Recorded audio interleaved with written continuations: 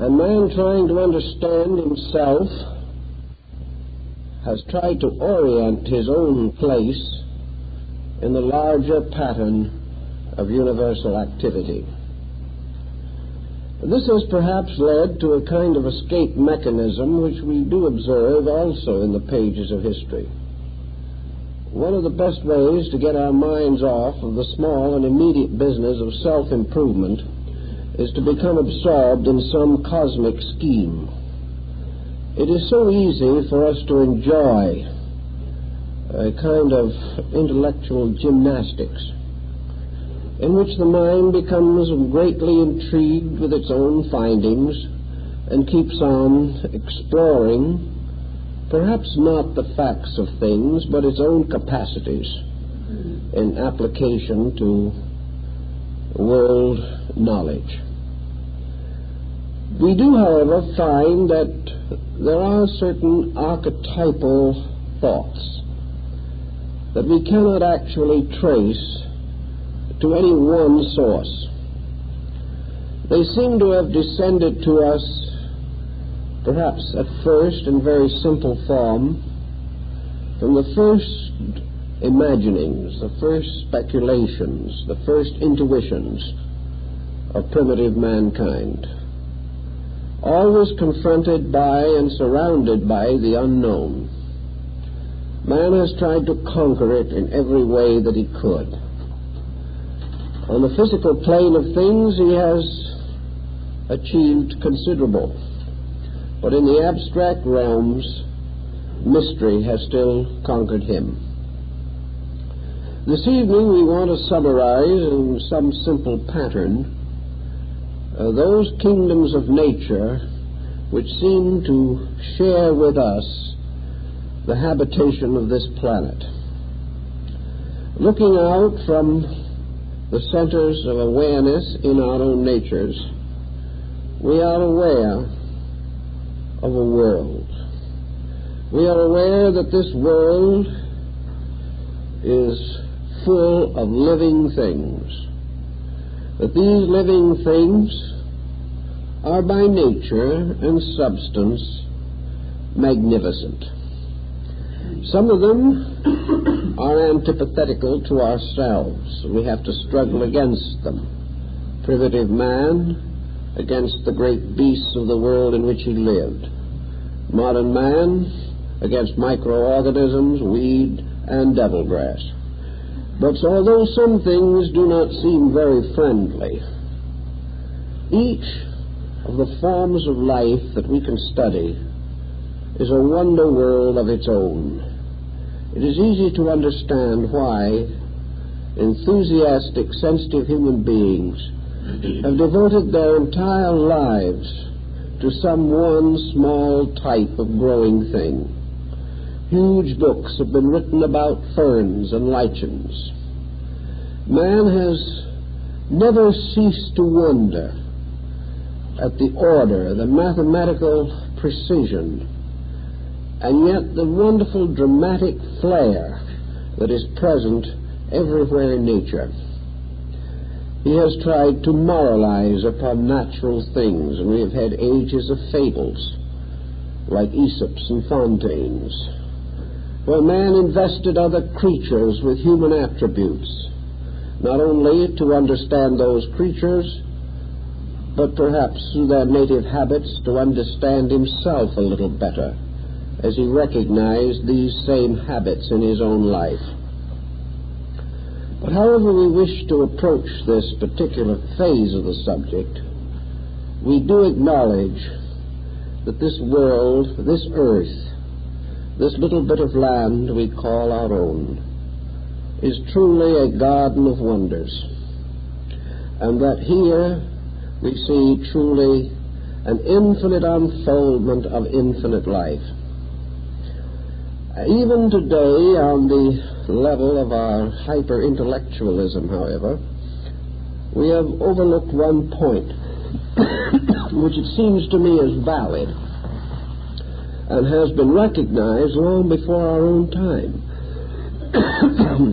This point is that what we see is limited by our own sensory perceptions. We are looking out at nature, but we are not seeing all of it. This we have to generally acknowledge. We are not only limited as to how much we can see of certain things, but we are limited by the total band of our sensory perceptions. Anything that is outside of our own faculty power to discern simply does not exist.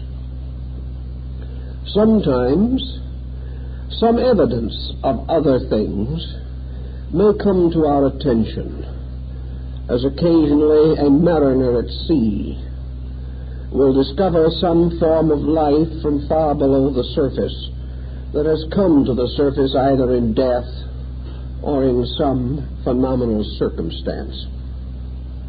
Actually, however, we are limited to organisms composed of materials which we can comprehend, which we can contact in some way through the sensory perceptions which we possess.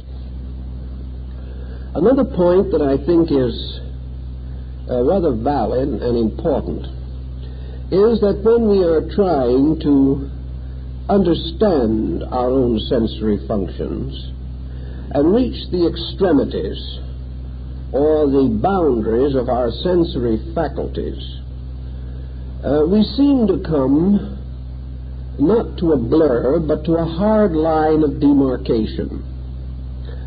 It would seem as though some kind of a wall exists beyond our sensory contacts. Things do not seem to drift on into the invisible. They seem to have sharp boundaries, and we pass from that which we can see very clearly almost immediately to that which we cannot see at all. There is no twilight zone here of things partly within our sensory perceptions and partly outside. This is true at both ends of this gamut of perceptive power. At the lower end, we pass down into the mineral kingdoms and perhaps a wee bit further. And then suddenly we are in the midst of the invisible. As we ascend, we go through the estate of man, the highest creature that we are able to actually cognize. And immediately beyond man again is the unknown. We are not able to see the trailing robes of some superior order. They remain invisible. Man, however, has developed certain extra faculties, and under some special conditions, these seem to reveal a little more than our ordinary perceptions would include. But what these extrasensory perceptions seem to mostly do is to reveal a little more about the things which we already see. Perhaps, for example, we can observe the magnetic fields of bodies. We have already seen the bodies. We see just a little more of the energies which maintain them, energies which we have long assumed to exist, because even from the beginning there were these persons with extrasensory faculties which gave record or reported these things.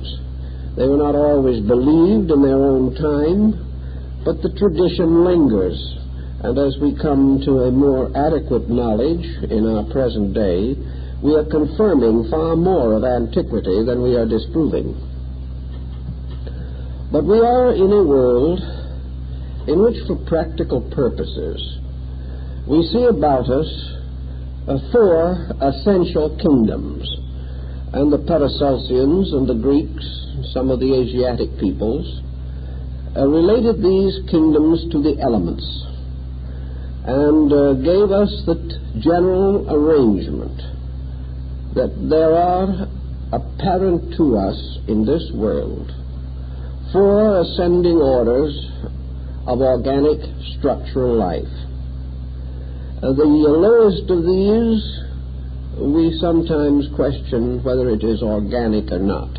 But at least it is visible. It is an integration. It is a compound. And from this compound, we can gain certain insight because we can see it. We can touch it. We can know it by such faculties as we possess. Therefore, the lowest of our kingdoms is the mineral. And above the mineral is the plant.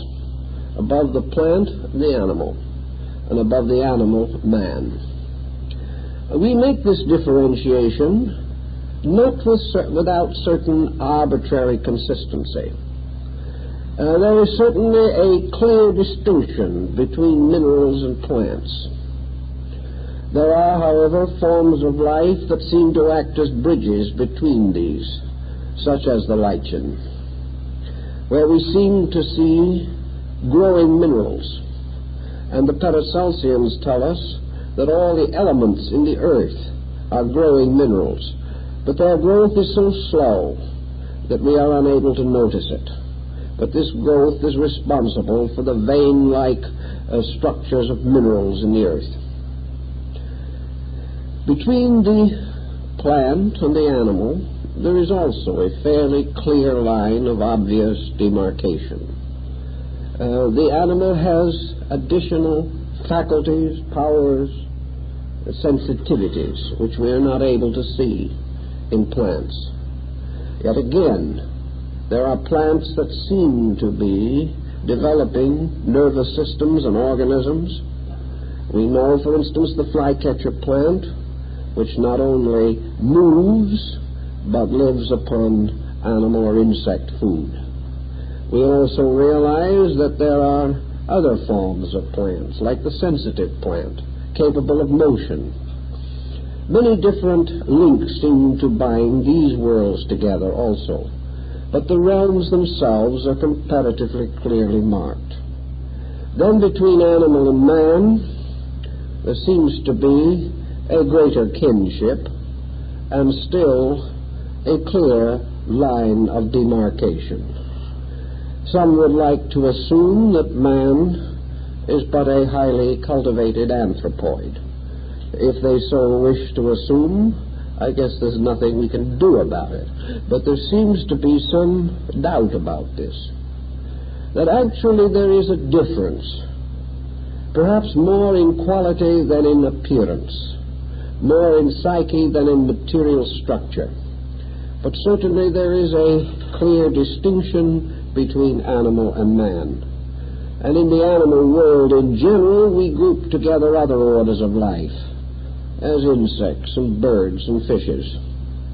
We group them together, considering most of them as in some way related to the animal kingdom. Then we place over this kingdom man. We might want to say that he is part of the animal world because he is a mammal. We might want to say that he is merely a beast on his hind legs, and some certainly seem to support this point of view. But all in all, man seems to be a creature peculiarly possessed or obsessed by a kind of mental force, a mental principle. Man is certainly the only animal that actually measures the duration of its own life. Man is the only animal probably that kills for pleasure. Man is the only animal that can worry about the future or regret the past. Man is the only animal also that has to be educated because its natural instincts have failed. Thus man seems to have a uniqueness about him, and some people like to assume that the simian is a kind of link between the animal and the man, even as the various lichens are links between the mineral and the vegetable kingdoms. So we finally come to this point where man seems to stand upon the apex of this way of life. We don't see anything beyond man, and even if we think we're going to have a visitor from Mars, he turns out to look very much like us. So that with the exception of certain possible overtones, we see very little beyond the human state. Visibly, our faculties seem to go no further. We are not able to actually see a form of life superior to man except in the large, abstract, astronomical sense, in which we can see suns and planets and luminaries, which perhaps in many ways belong to a race of giants in the sky. But man has become the boundary of our faculties, because it is only with our own humanity that we judge, and we can judge only our own humanity or those degrees or steps which led directly to it, which we call the other kingdoms of nature. But when we study man, we have to move now into another dimension, because that which makes man man and separates him from the beast is not visible. We cannot reach our understanding of this part of the problem simply by following the old patterns of natural history. We have to look for something else. And it has gradually come to our realization that man must be approached as a mental pattern, that it is by his mind that we are able to discover what we can know about him. Certainly, we can understand his body by dissection. We can understand many of his physical propensities by reference to other kingdoms. But the man himself is a different kind of being.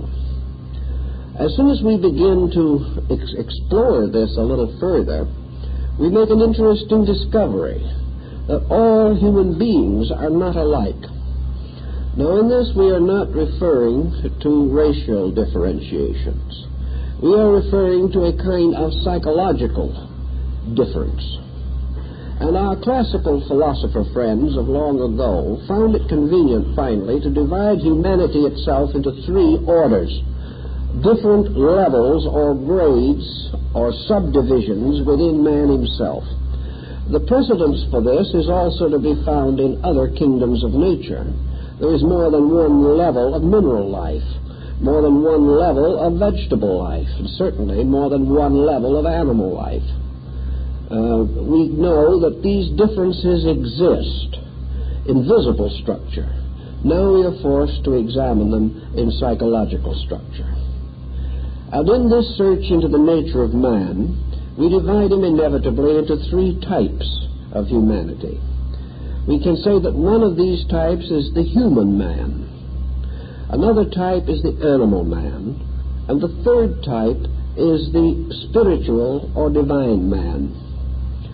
These all look alike, perhaps some differences, noticeable in organic quality or structure. And these differences may also be marked upon the lineaments of the face. We find that different levels of consciousness seem to shine out. But this shine is itself a rather psychological situation about which we are not too sure in terms of physical facts. But we do recognize these three types of human beings. We find one type of human being that lives and dies essentially on a level of animal existence. And what is animal existence in this case? It is a condition perfectly right and proper to animals, but not right and proper to the best in man. Such animal man, if we can so differentiate him, is therefore one in whom the animal propensities predominate and dominate the life. The animal man is the individual who lives for the gratification of appetite. The animal man is the person who lives fully for the fulfillment of creature comforts. The animal man is also the hunter. He is the prowler. He is the creature ever struggling to live. We like to think of man as having human attributes of a kind. When man becomes obviously cruel, we tie him to the cruelty of lower kingdoms. Now, these kingdoms may not actually be cruel, but to us they are. We see the cat playing with the mouse. And to us this is cruelty. And when we see a human being playing with the life or soul or consciousness of another human being, we call this cruelty. So we observe that there is the animal man, whose expressions, motivations, and attitudes and efforts are limited almost entirely to the level of appetites. Then we distinguish the human man. The human man is the one who is making a reasonably adequate use of the essential faculties of his own humanity. In other words, the animal man is the man of appetite, the human man is the man of thoughtfulness. Thoughtfulness does not necessarily mean great scholarliness. Thoughtfulness is simply the use of the mind for the normal purpose of regulating the life into a constructive pattern. The human man uses his thoughts to ensure the protection of his loved ones, the securities of his own values. He uses his faculties as constructively as he knows how. He has certain aspirations, certain convictions. He is above the corruption of his own code. He will not do those things which cause him to degrade his own humanity. The third kind of man is the divine man. This was the hero of the ancient Greeks and of other Nordic peoples. The divine man represents the highest aspiration of human endeavor, as this is exemplified in the conduct of human beings. The divine man is the great teacher, the sage, the saint, the wise man, the great creative artist, the musician. He is the person whose faculties seem to transcend the ordinary humanity of things. He seems to have skills greater than can reasonably be expected. But perhaps the faculties which most distinguish him are creativity and intuition. These faculties surely indicate that he has developed something beyond the creature comforts or daily needs or traditional patterns of human life. The ancients realized that there were, therefore, these three kinds of persons. And from this they began to contemplate and did clearly differentiate three distinct patterns of mental activity. These patterns of mental activity ascended until finally they reached their highest expression in what we might term the God-man or the God-man concept. Probably we haven't seen very many God-men walk upon the earth, although we are told that they did in days long gone by. But we do sense that genius, that specialization, that the infinite wisdom and compassion and insight of man can be hypothetically assumed to reach a final state of excellence in which all that is possible for man to accomplish in his humanity is accomplished by him. We then say, what lies beyond this? We have carried man to the highest point we know.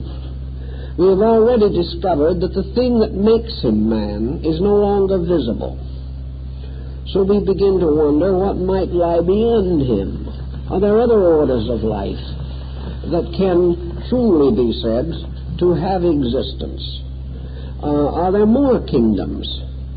And in mysticism and in the sacred scriptures of most peoples, the implications of other kingdoms are rather clearly noted. We hear, for example, of angelic beings, invisible, but evidently assumed to exist somewhere in the mysterious depths of intangible space.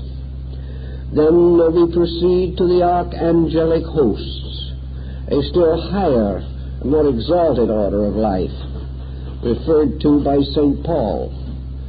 We then can go on to other orders, still more exalted, thrones, dominions, principalities, seraphim, all types of mysterious names for something that transcends our sensory perception. The philosophers came to the very simple solution that what we see of the kingdoms of nature are the visible rungs of a ladder, and that these rungs continue to ascend behind the clouds which obscure our sensory perception, and that all these rungs or levels together represent a great theater of evolutionary process, that just as surely as we can trace growth from the least to the most of visible things, so this growth goes on and on into higher orders that we do not have the faculty to perceive. The philosophic thought about this is rather clear if we wish to rationalize it, namely that what we do see cannot exist without the presence of other things we do not see. The visible cannot be suspended in a vacuum. The visible is obviously a part of something. It is as though we saw the trunk of a tree, but we cannot see the branches or the roots. Yet the trunk of the tree requires that the root be there, whether we know it or not. And the trunk of the tree also implies that the branches will also be there above, although we cannot see them. For without the root and the branch, the trunk of the tree has no purpose for its own existence. This type of thinking was used in ancient times. Now, an interesting parallel speculation relating to this is to go to the lower end of our ladder and try to determine, if we can, what lies beneath the mineral levels. The moment we begin to think in terms of this, our physical perceptions and our mathematical skills begin to break up matter into invisible units which finally become units of energy.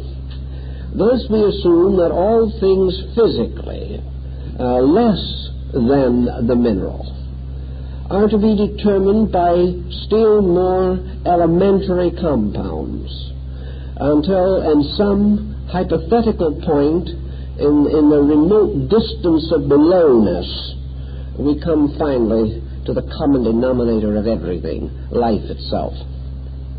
So the physicist and the physical thinker is simply prepared to allow that the mystery of growth extends downward into forms that we cannot fully or truly see, or which we can recognize only as parts of higher organisms, until at last nothing remains but a mathematical formula which can be diagrammed but which cannot directly be contemplated in its substance or its reality by any faculty that we possess, even with the aid of the most powerful microscopes and other scientific instruments. The ancients had a little different attitude about this. They contemplated the possibility that these lower kingdoms actually were also orders of entities, that they represented kingdoms of growing things, of which the mineral was a summit for them, just as man is a summit for the visible patterns of evolution. To understand this, we must approach our problem in another way, and that is to try to determine what constitutes aliveness, what constitutes the moving consciousness of things, as these things become less and less obvious to our sensory perception. We can take one that is comparatively simple for our present purpose and use it as a key to all the others. What about the mineral?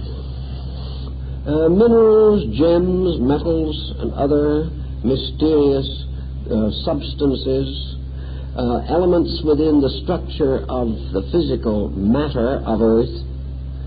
What do these formations have in the term of consciousness? We contemplate them. We say to ourselves, they do not move.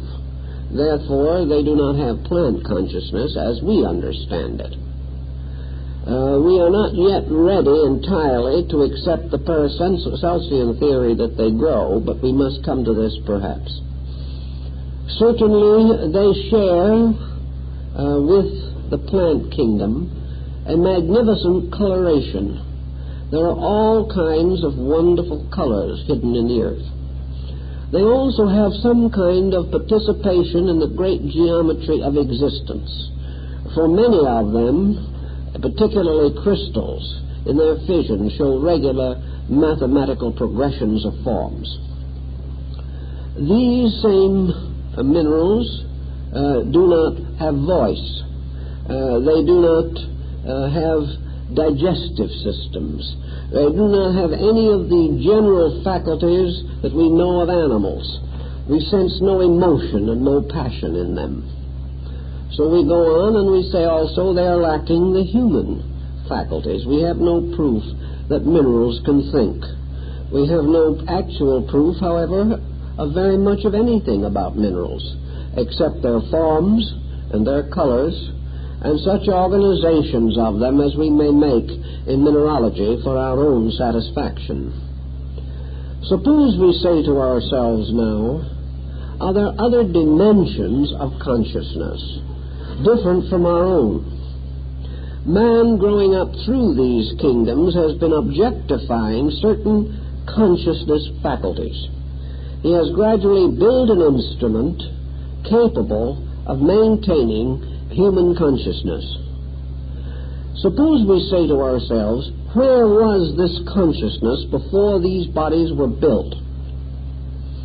Did consciousness, as the material scientist would like to suggest, simply result from growth? And if consciousness resulted from growth, what directed growth? We must either assume that there is some law or pattern superior to growth, or else growth itself becomes pretty much of an impossibility. What is the nature of this growing something that bursts through all of the kingdoms of nature? What is this life that is struggling upward by this great evolutionary process? What is this power that is building ever nobler mansions for its soul? This is a good question, but not a popular one at the moment. For even after all this time, these ages of thought and speculation, we have no valid answer that can be accepted by the scientifically trained person.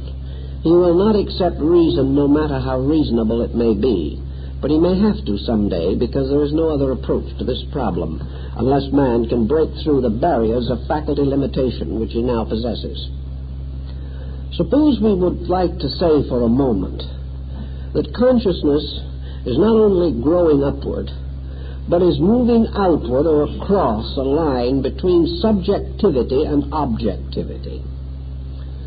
That consciousness itself, in the process of moving into embodiment, moves from a certain place to a certain place, and that in this motion, consciousness itself passes through changes or modifications.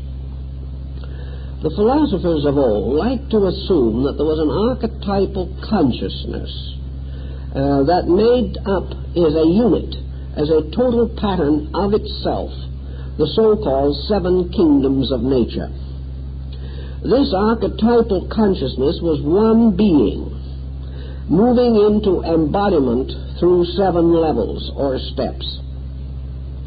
And that what we call evolution is the evolution of the essential consciousness of the earth itself through the various stages and levels of which both the mineral and the man are manifestations. If this consciousness per se has an existence apart from body, this of course is the great moot question. If this consciousness has an existence apart from body, then by some circumstance, purpose, will, or law, it moves into embodiment. taking upon itself a body as though by a quickening, coming into manifestation gradually through the unfoldment of its own faculties and powers, each of which, as it unfolds, provides itself with an instrument suitable for that unfoldment. Under such conditions, the mineral is the mineral state of that consciousness. The plant is the plant state of that consciousness.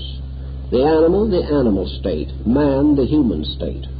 And beyond this, the other states of that consciousness are simply beyond the grasp of humanity, but must certainly also exist.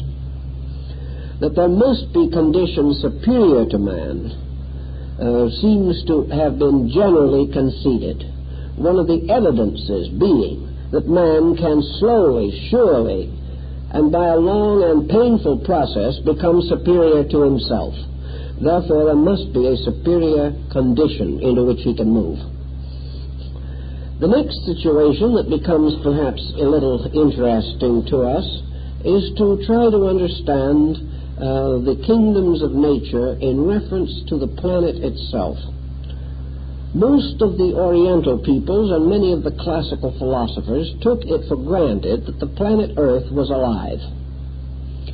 They were not inclined to agree with the medieval theologians that it was merely a footstool shoved under man to prevent him from falling indefinitely. It seemed rather to them that the planet was a being, a living thing.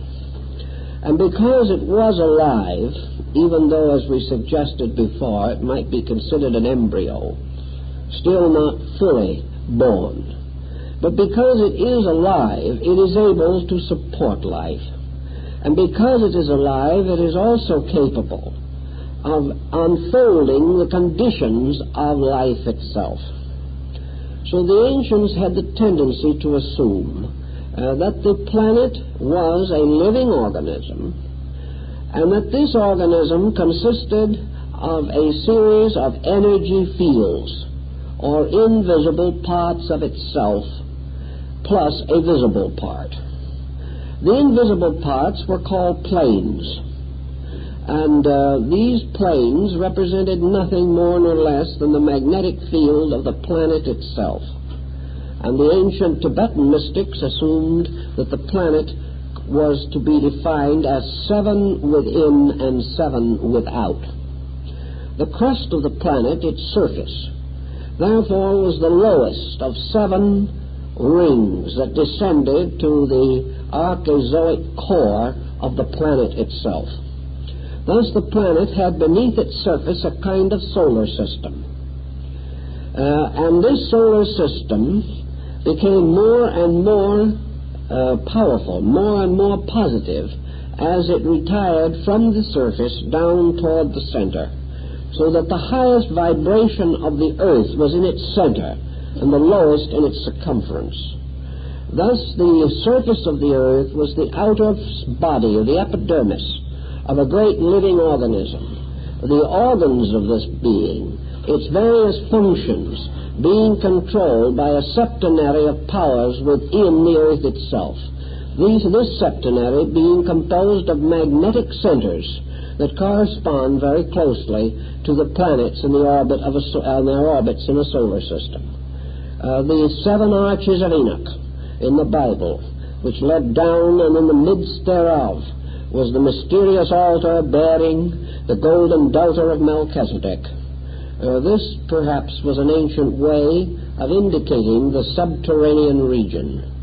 The initiation rites of ancient people were mostly given under the earth in caverns, and these caverns were often arranged like the Saptapana cave in India, where Buddha is said to have initiated his disciples. These subterranean regions, therefore, represented the inner structure or life of the planetary Lord. And in the mysterious core of this planetary structure was seated, as in the heart, the final power of the planetary Logos. From the surface of the earth outward, There was another manifestation, the radiant auric field, which emanated from the surface of the earth, from the planetary power within. This radiating field had its lowest level where it joined the earth's surface and its most exalted region in the circumference or outer area. And this magnetic field or aura was also stratified and had symbolic colors assigned to it, but not the colors that we can see with our eyes. So just as the human body has its own magnetic centers within and its auric field enveloping it, so the planet was similarly constructed. The ancients further then declared that the involutionary process consisted of the descent of organized life germs, the peculiar seed carried by the planetary power in the formation of its own planet, that these seed falling gradually through the magnetic field outside of the earth finally descended to the earth itself. At the same time, from the core within the earth, another process was also moving. The earth was constantly producing from within itself the ascending orders of bodies. The earth was providing from its outer magnetic field a descending order of lives. And these lives were assumed to ultimately become embodied. And the meetings of these lives and their bodies became very, very important. In the course of incarnating these seed lives, created first these etheric or energy spindles, as they are referred to even now in cell fission. The mineral, for example, contained the lowest form body, and was associated, therefore, by the least amount of vehicle contact with the entity that was to ensoul it. Thus it was that the original mineral magnetic energy moved upward, producing a series of bodies. The mineral gradually assumed the power of the plant. The plant assumed the propensities of the animal, and the animal gradually evolved into the form of man. At the same time that this procedure was taking place, entities themselves seeking embodiment were descending into union with these forms and creating bridges between themselves and these forms when the form was not strong enough or evolved enough to permit a full manifestation of the being. This is supposed in ancient times to be the secret of man, because man is the lowest form of body in which there can be a true or complete union of an incarnating power with its body. Man, therefore, is the lowest of the creations of the solar system, in which its own spiritual germ can be incarnated. In all lower kingdoms, this germ must remain in the magnetic body fields of these creatures. It cannot enter into the body itself. The body is not able to maintain it. Therefore, in the lower kingdoms, the consciousness works upon the body. But in man, which is the lowest kingdom to be ensouled, the consciousness at quickening enters into the body and works through it. Now this presents us with a rather interesting pattern, for it begins to give us a suspicion that other kingdoms of nature are not without consciousness, but that consciousness is not tied to body, as it is in the case of man. Man is the creature who has to consciously recapitulate the mineral, plant, animal, and early human stages in the process of building his own body. He must recapitulate the age patterns of these kingdoms in the processes of his own growth.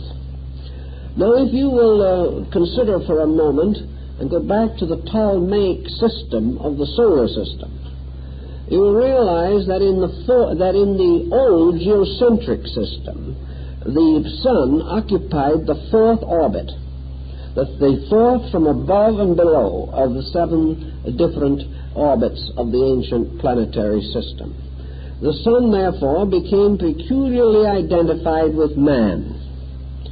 The luminous or the light power of the self-conscious being. The sun had to do with conscious intellect, the luminosity of self-knowing, and it was placed in the fourth division of the solar system, where Pythagoras in his monochord, or great musical structure, placed the fret which formed the octave.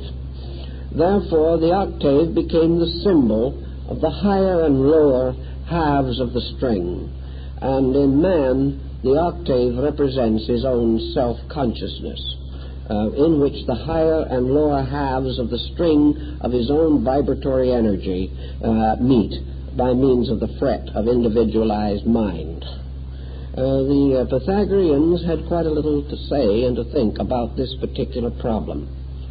One thing we do not know, and probably we will not know for some time with general certainty, although there may be a few who have intuited it in themselves, and that is, what is the consciousness of these living things, while this consciousness is not involved in body? Can we say, for example, that the mineral has a conscious existence apart from body? I think we must assume that it does. We must also assume that the plant does. And we might also assume, if we so wished, that the consciousness of these lower kingdoms at this time may be greater than our own. The reason why it is greater is because it is not limited by involvement in body as ours is. The consciousness, therefore, is more in the state of the unborn being, the human being, before quickening. If we wish to assume that the consciousness of man only comes alive in the process of embodiment, as the materialist does, then we have no consciousness behind this process at all. But if we wish to assume that man coming into life is a living thing becoming embodied, then we must assume the same of the other kingdoms of nature. In relationship to our patterns, they may seem inferior. If our own consciousness could experience them, perhaps they might be inferior in certain particulars to man. Certainly they would be inferior in the experience of mortality. They would be inferior in the power to use and administer the faculties which man has unfolded and has ensouled with his own consciousness. Here we get very, very close to our Buddhist problem again. Namely, what is the state of consciousness for a creature that is not involved at all in any form of matter? What is the consciousness of the individual who has never assumed any of the limitations of human consciousness? The answer would appear to be that this consciousness would be nirvanic, that it would exist in an entirely different dimension from any that we know. That existing in this dimension, it may be perfect. It may be infinitely enlightened in comparison to ours. That it has to have some need or reason for embodiment should also be contemplated, however. That this consciousness perhaps then follows the parable of the prodigal son. For the good son who stayed at home was but slightly rewarded. For him there was no banquet, no feasting, because he was good. He was not rewarded. But the son who went forth as a prodigal and went through the cycle of sorrow and pain, and finally out of a resolution of his own soul was determined to return to his father's house and ask forgiveness For him there was a banquet. And when the good son asked his father why, the father answered very simply, because the prodigal son, was lost and is found again, died and was born again. So apparently the involvement of consciousness in form is part of a great universal pattern of necessity. It is the great Greek spindle of necessity around which all things move. And in this concept, therefore, the consciousness which has not entered into form involvement must be deficient in something. But at the same time, it may also possess other things. If it is deficient in mind, it is also deficient in disobedience. If it has no virtue, it likewise has no vice. If it is not capable of pleasure, it can know no pain. And therefore we observe the various kingdoms of nature growing up according to a strange and absolute integrity which is missing in man. We observe how these kingdoms are perfectly administered, how the creatures of these kingdoms intuitively recognize their own needs, their own destiny, and fulfill. We have no way of knowing how the plant, from a standpoint of consciousness, functions.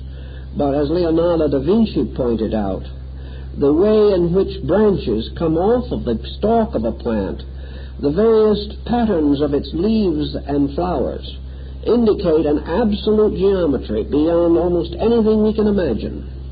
And all the great canons of art and beauty which man has evolved have arisen from his intuitive receptivity to natural processes. So we cannot say that the plant, which fulfills its destiny with infinite certainty, can be unconscious. We do know that it may possess a small measure of objective consciousness, that the objective reaction is beginning, and that the real abiding inner consciousness of the plant is moving toward involvement or embodiment, and is sensitively and intuitively and magnetically connected with the body of the plant, so that it may administer it and govern it and take care of it. Now there is a theory or belief about these things that the consciousness of the various groups of the lower kingdoms has not been individualized. In other words, that one of the reasons for the peculiar uniformity which we observe in nature, a uniformity which, however, has a delightful expression in diversity, that this uniformity, this infallible relationship between its consciousness and its form, is simply due to the fact that the power of consciousness behind it is not individualized. The Paracelsians and other medieval Christian mystics believed in the group spirit theory. They held that individualization only takes place when a certain degree of an unfoldment has been achieved, and that man is also the lowest species in which individualization of consciousness has been attained. Thus, these other forms of life are under the control and direction of collective intelligences. Some of these group spirits and similar things undoubtedly were associated with the old concept of the elementals, or nature spirits. For nature spirits were believed in the old legendary and lore to be industriously engaged in various natural occupations. If you read the ancient legends of the Nibelungen, the little dwarfs that lived in the earth, or if you have read the rather gentle and gracious story of Undine, you realize something of the old legendary, namely that the elementals were concerned largely with the directing, controlling, and administering of the destinies of non-individualized life.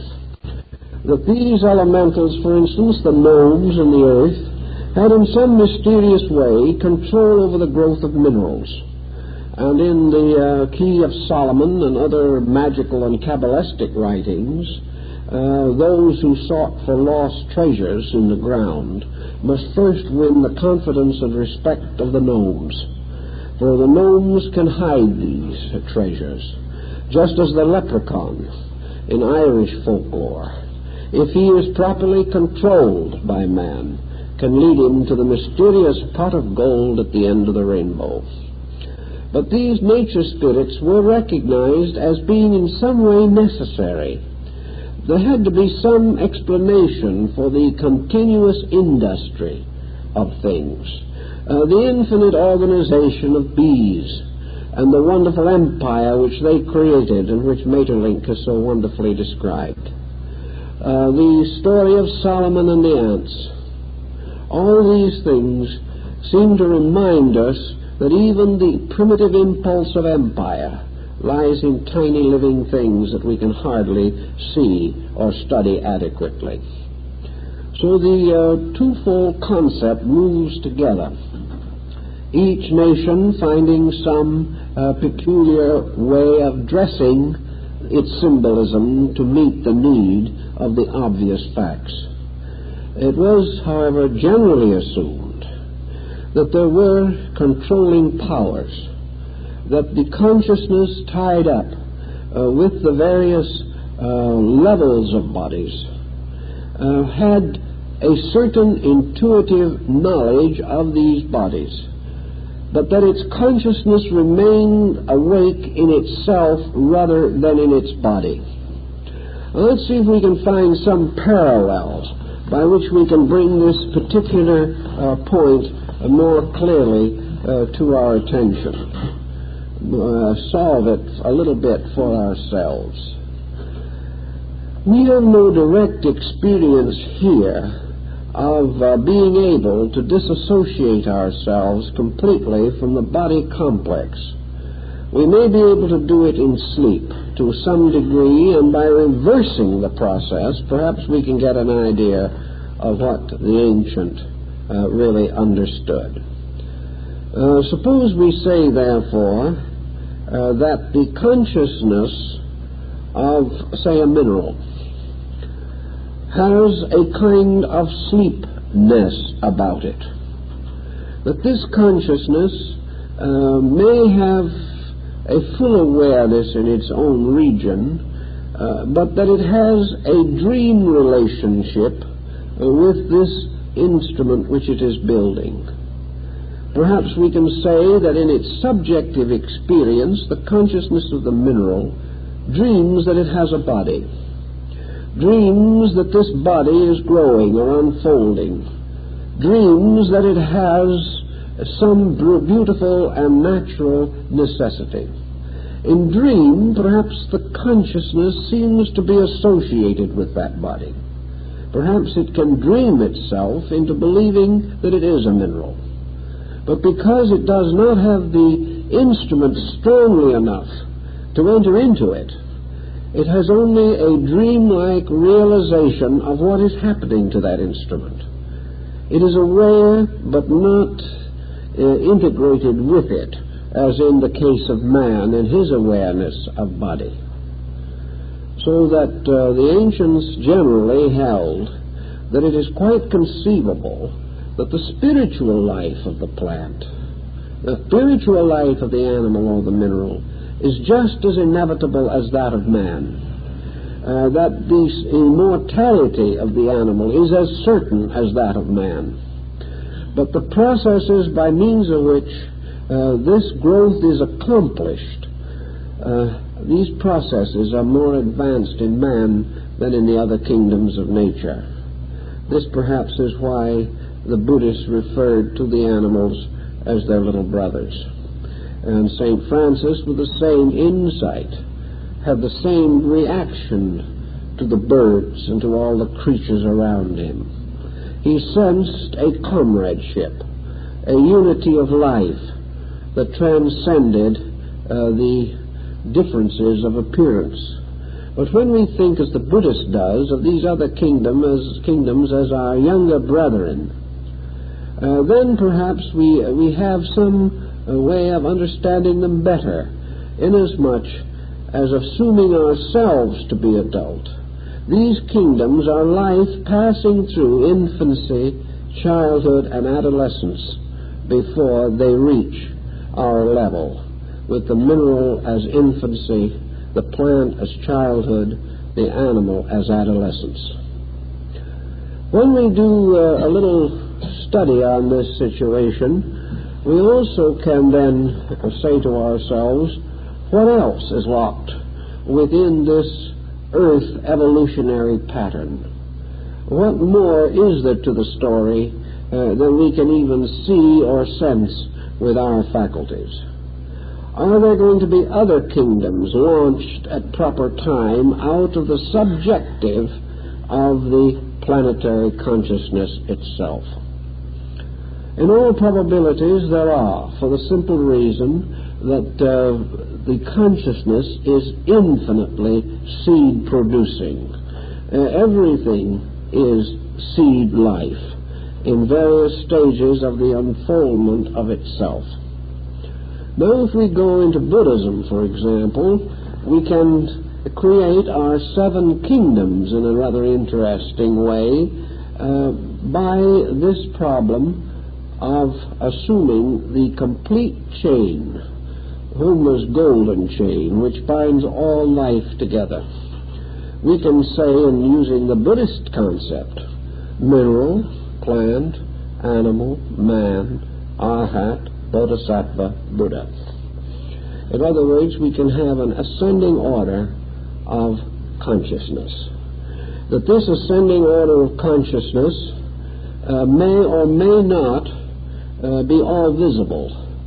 The apex of the pattern in Buddhism would be to place man on the 4th level and to declare Buddha, the historical Buddha, to be the example, as they did, an example, for they never made it unique, an example of the transcendent possibility of human attainment. This would also then pass the pattern on to the next level of things. The Greeks declared that above man were the heroes, the demigods, and the gods. These, and again, do not sound too much unlike the Buddhist concept.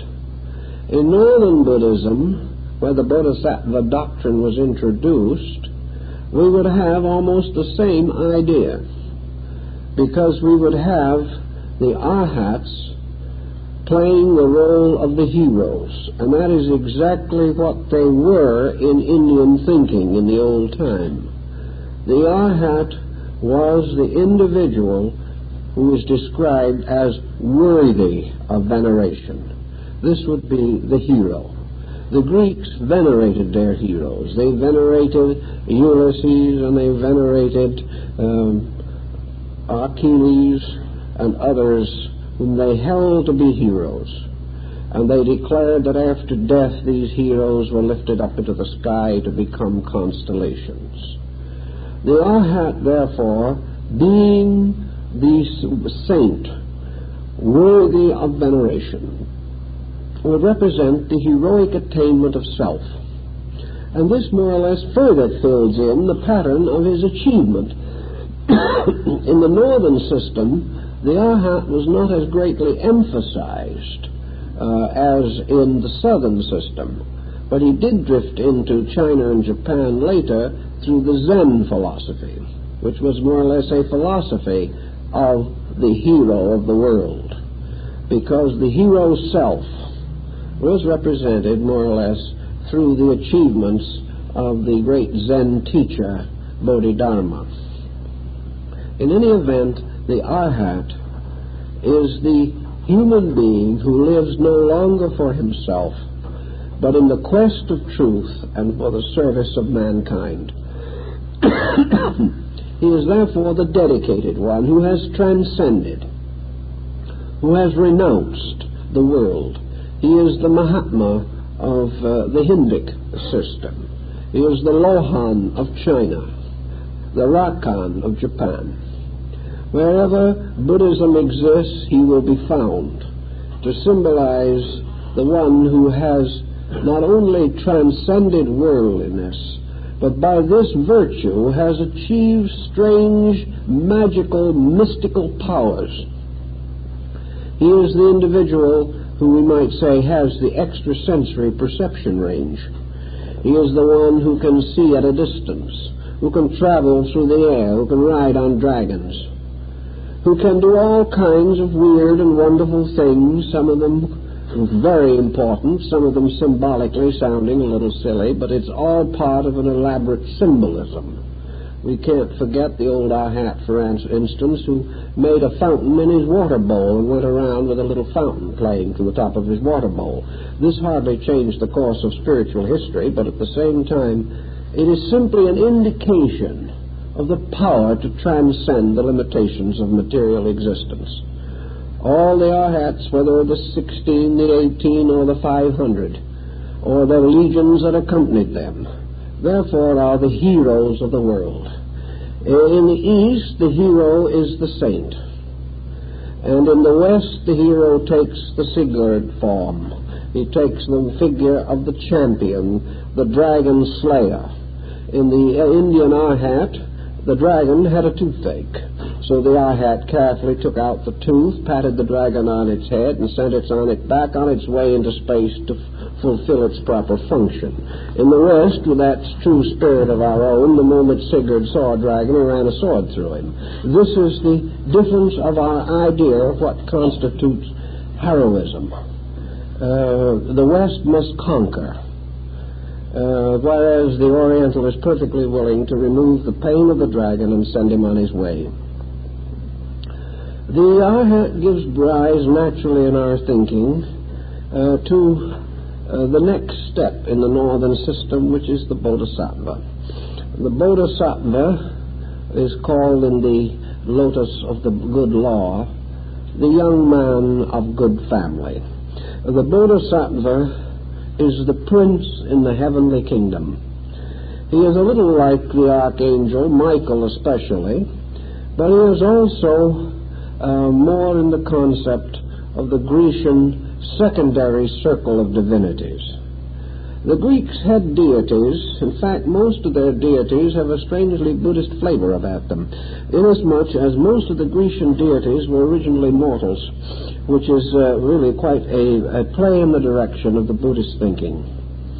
But the Bodhisattvas represent that Olympian court where on the top of the wonderful mountain Olympus they gather in magnificent majesty in the Buddhist equivalent in the western paradise of Amitabha. Here is the region above the world where the heroes go when they die, where the good are rewarded, and where great Zeus himself wields his thunderbolts over a world not too good, but not hopelessly bad. The Bodhisattvas, therefore, are the beings, the demigods and neo-gods that have forms, that seem to have radiant natures and beings.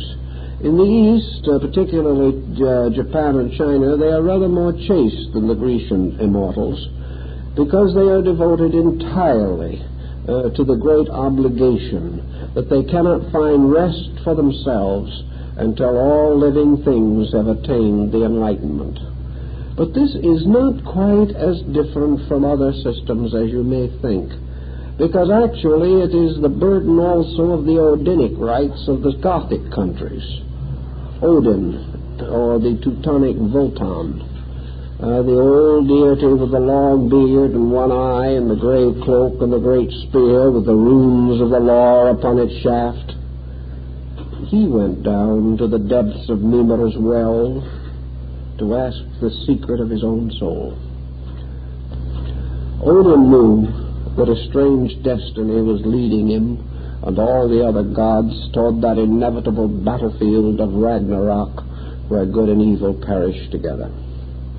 Odin was not a god in the true sense of the word. He was the patriarch.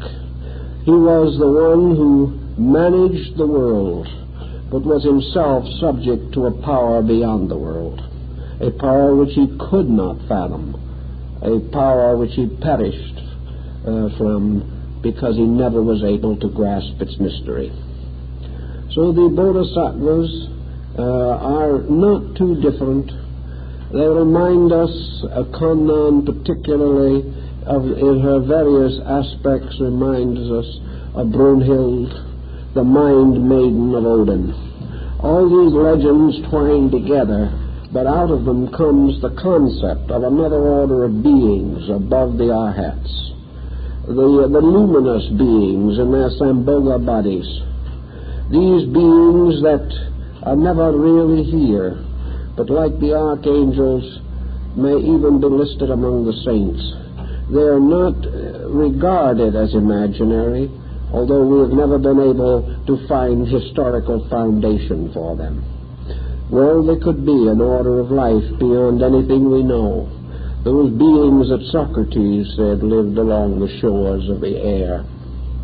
And finally, upon their mysterious eternal thrones in endless meditation are the Buddhas, the supreme mysterious powers of the All-Fathers, the eternal meditations which bring forth all things.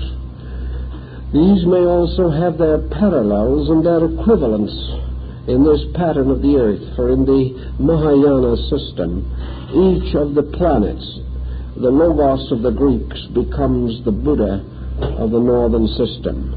Each of the planets is really an embodied Buddha in eternal meditation. From this meditation springs out the whole phenomena of existence, resting as thought in the mind of the meditating sage.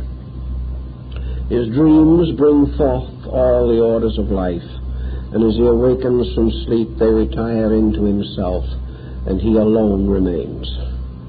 This system fits very much more closely than you realize into the Western and Grecian theory. There are certain minor adjustments to be made, but the whole picture of the kingdoms will not prove to be essentially different. And of course, in the Buddhist way of life, there being nothing inanimate, there being nothing that does not belong to life itself, we can understand why they bury broken needles with a Buddhist mass, where even flowers have their inalienable rights to exist, where animals are regarded as merely the younger brothers of man, and where the invisible bodhisattvas are only elder brothers. In their system, life is bound together by a brotherhood in manifestation and an identity in cause. All things that come into the world in any kingdom of nature come into the realm of suffering. They enter upon the wheel of necessity. They must pass through the great cycle of the nirdanas, or the regions of embodiment. And each thing that does come into the world has some strange fatality to the body which it has fashioned. Even minerals and gems are formed by the agony of the earth. Everything in some mysterious way arises from struggle, from pain, and from combustion. Plants pass through the same great cycle. On the walls and in the structure of the great sequoia trees, as we study the tree rings, we see how many times great fires ravished this area long before we know of any human beings to dwell here. Fires from lightning, fires from natural combustion, fires in other places from volcanic outbursts. Everywhere, life struggling against the inevitable destinies. And even the great tree that may live 5,000, 6,000 years finally falls, just as the smallest insect whose life is but for an hour. So in this whole great struggle of necessity, we find all kingdoms bound together by the brotherhood of suffering. the noble mystery, the fourfold secret that all life is suffering. Therefore, in the brotherhood of suffering, life is fitted together into an amazing and wonderful pattern. And in Buddhism, over this world of suffering and all that it contains is the strange, quiet, radiant presence of the Bodhisattva Avalokitesvara Kannan. Infinite compassion behind, controlling, directing. An infinite wisdom behind these things that seem so strange and difficult to understand. And something of infinite purpose being accomplished by all this complexity and all this misery and all this uncertainty which makes up life as we know it. So we think about the kingdoms of nature and all their various habitats and all their various ways of doing things. And we study them more and more, and we try to discover certain things that are important about them. One thing we have observed, and we do know, is that for some reason man, of all the kingdoms, is the disobeyer. Man is the power which is most likely to exert tyranny over all other things. If man did not have mind, or any other kingdom did have it, man would probably not have survived. It is because of the peculiar tyranny of objective enlightenment that he has achieved his survival at the expense of nature. But in the process of survival, he has offended nature. He has offended the very life that bore him. This offense is not mortal, for man cannot perish. But this offense has complicated his existence and confronts him now with the objective manifestation of his subjective error. So man, becoming in turn a master of all he surveyed and setting up his own empire, has set it up with the inadequacy and the fallacy with which he has done everything else in his great journey of growth. So as we look back down through the kingdoms of nature, we observe that the whole form of life begins with a strange but infinite faith, that life begins as a total acceptance, and gradually, step by step, it evolves into a rebellion. Life begins by some kind of a universal consciousness, a consciousness adequate to all needs, and it slowly retracts or in one way or another crystallizes into a highly personal consciousness that is not adequate for its own needs. That therefore this whole great pageantry of man, who may have been on this earth, they feel now, for at least 10 or 15 millions of years from fossilized remains recently discovered. That in this whole problem, man has been becoming more and more like man. But in order to do it, he has become less and less like God.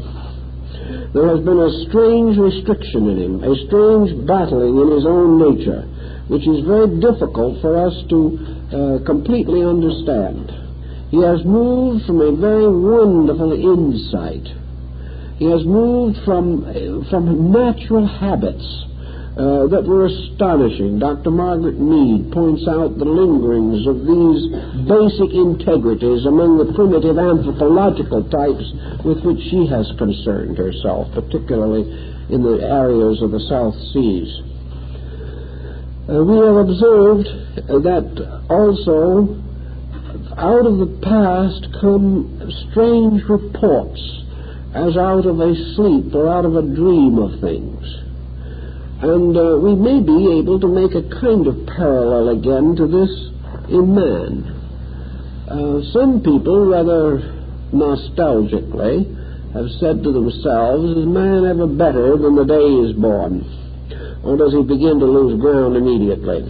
And there's some evidence that he does lose ground.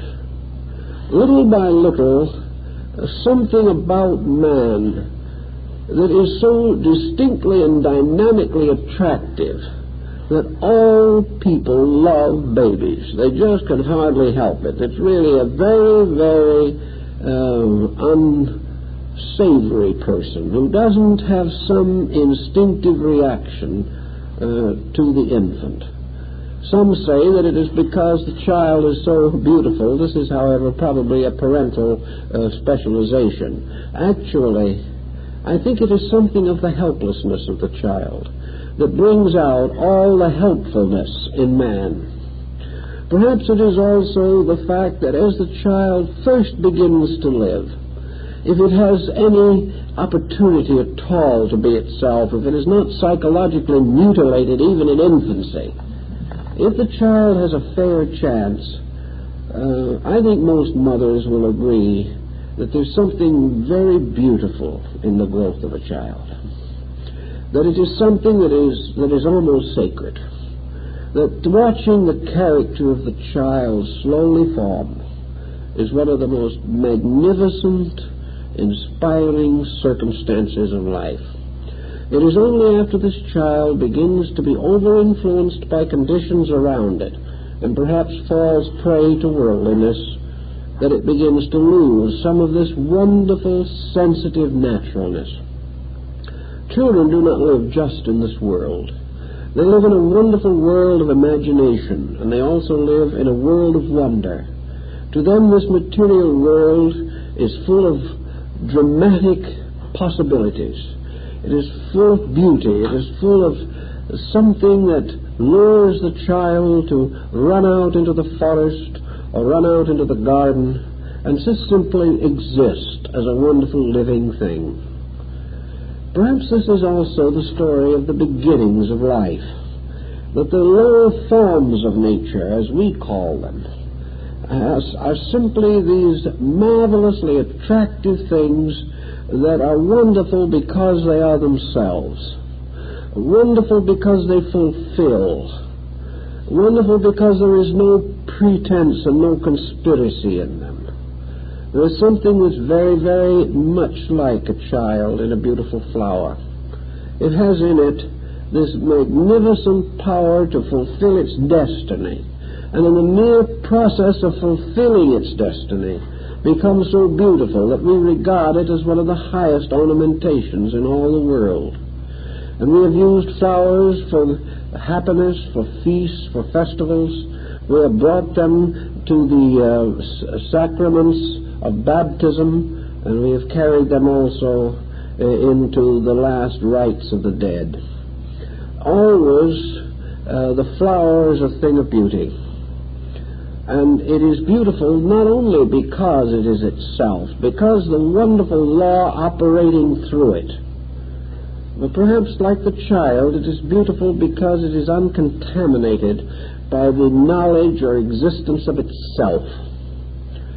Solomon declared that the king of Israel in all his glory was not arrayed like a lily of the field, that there is something beyond all the ostentation of man in the simple growth of a blade of grass. The Zen monk realizes this. Those wonderful gardens in the temples of the Zenshu and the Tendai and the Hongonji in Japan, these beautiful gardens are really little nurseries of living things. Here blades of grass play with little fishes in a pool. There's something of the wonderful paradise of that which is not corrupted. And naturally speaking, this is true throughout the animal kingdom. There are some exceptions. But where even these exceptions exist, we still find the young, even of the animal, to be almost irresistible. As it gets older, it gets too strong and powerful for us. But as a tiny thing, it is still part of this eternal helplessness of life. So out of all of this and a long pattern of things, we seem to see the world sort of growing sad and tired as mind grows up in man. We see something that is very beautiful lost. And as we watch the development of nuclear fission, we wonder if this universe might have been happier if evolution had ended with a daisy. I'm not so certain that such would not have been the case. But obviously that was not the purpose. We had to go on. We had to go on to outgrow innocence and come to virtue, but there is a very long, difficult path along the way. Sometime we must go on beyond this, and little by little regain as great objective power this tremendous subjective power of simplicity, of lack of ostentation, lack of artificiality. The mind that slowly woke up in this world must, in a sense, go to sleep again in truth. But as it does so, according to both Eastern and Western thinkers, the childish gradually evolves into the childlike. That which accepted because it did not know finally becomes that which makes the supreme acceptance because it does know. So evolution was well represented perhaps by the Egyptians as a serpent with a tail in its mouth. It is a thing that ends where its beginning was. And yet in this great cycle of growth, something has been added. And this something seems to be the voluntary decision to accept truth. The plant, the animal, the mineral, even man at his present state, is really unable to make this tremendous voluntary dedication. Man has been given a power to choose, and it is this choice, apparently, that must lead him on to the next level of his own growth in space. The door that leads beyond humanity to one of the other orders of life seems to be guarded, and only those that make the great choice of integrity can go beyond man. These other kingdoms grew because of the power of protecting life guiding them. Choice is indwelling life, leading man from within its own depths to the next step of his own existence. And we can simply point out that these kingdoms of nature have always had very interesting symbolical meanings. We study all the esoteric systems of antiquity, and we can pause for just a moment to consider alchemy, which has a great power in this thing. All your planets, which represent the orbits or levels of psychic development, are involved in the alchemical speculation. The alchemical speculation deals with a recapitulation of the power of growth through the four kingdoms. In other words, it begins with the mineral. And in the retort, the mineral passes to the plant. The plant becomes an animal. The animal becomes a man. And man is transformed into a mysterious crystal being called the homunculus. And this crystal being, of course, is the adept or ahat self. But the alchemical process, as described, shows the entire evolution of energy. An evolution arising constantly within the mysterious retort or alembic of the Earth's atmosphere. All this procedure takes place within the auric field of the planet. And this auric field finally produces within itself the unfolding powers of, we might almost say, planetary deities. Apparently, the end of the evolutionary cycle is that 7 vital centers within the planetary power, by this process of evolution, by this growing up and releasing themselves through the powers of the 7 kingdoms, this wave of specialized life ultimately obtains identity in consciousness with the planet which formed it or carried it or sustained it through its evolutionary process. When these waves of evolution become identical with planetary centers. Then, according to the Eastern system, when the time comes and the planet itself goes into rest or sleep between days of manifestation, the planet having achieved this degree of growth as a total being, the 7 powers, 7 rays, 7 suns of the planet, having unfolded themselves and returned to identity with it, the planet then becomes a sun. It becomes a luminous center. For this evolutionary process causes a great store of psychic energy to be added to the core of a planet. When this is accomplished, then the planet becomes a sun.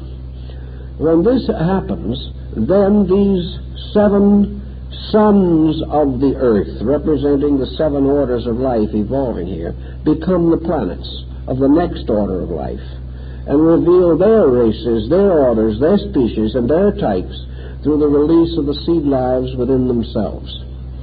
Thus the evolutionary process goes on and on, each thing gradually becoming a self-center of spiritual radiance. Each of the mysterious powers returning again to the source of themselves. But when they return, reinforced by their cycle through the different layers and natures of the planetary power, they return rich with energy, rich with power, and returning into the sort of nirvanic suspension of the planet, they transform this core from a planet to a sun. They have sustained or supported this energy, which has become increased through its revelation through the orders of life. And when the energy reaches a certain degree of radiance through the structures it has built, it becomes a solar energy. The solar systems in turn have their same relationship to cosmic systems, and so on and on. Nor must we forget for a moment that we are a comparatively high stage in this on and onness of things. Below us and beneath us is a concatenation or a great chain of solar systems, systems infinitely less than our own. But solar systems which, as far as the elements of themselves are concerned, we have no way of knowing what their consciousness may be. It may be that thousands of these solar systems could balance on the head of an ordinary pin. But we are not in any way sure that they are essentially different, or that they are any more lacking in internal consciousness than we are. We do not know what this consciousness is. We do not know how to estimate anything that is less than ourselves. We can simply turn right into our own bodies to demonstrate this. There are countless solar systems under the flesh of man. There are magnificent structures almost identically resembling solar systems in the marrow of bone. There are infinite orders of life living out their destinies in us. We have our minerals, our plants, our animals, and our humanity crowning this entire pattern. And to these lesser kingdoms, we are as man to these lesser kingdoms around us, and perhaps in the larger pattern of things, we are as gods to other orders of life under our own skins. These forms of life have no recourse against our whims. They have no way of protecting themselves against our inconsistencies or our intemperances. But we are presiding over a magnificent, complex universe. Perhaps there are within man more tiny spots of cosmic light than we can see in the Milky Way. Now, what are the consciousness factors of all this? To us, we can't even realize that these things exist as living things. We may examine them in a small cross-section or a smear on a microscope slide, but we have no conception of this. We do not know the hope or the fear or the pain within ourselves of these little lives. We do not know how many minute organisms that we cannot even imagine might be raising their hands clasped in prayer, asking us for mercy. We don't even know. From a standpoint of physical thinking, we probably don't even believe that these little cells have any life. But what do we know? For if they are alive, and they have to be, they are in some way tiny manifestations of total life.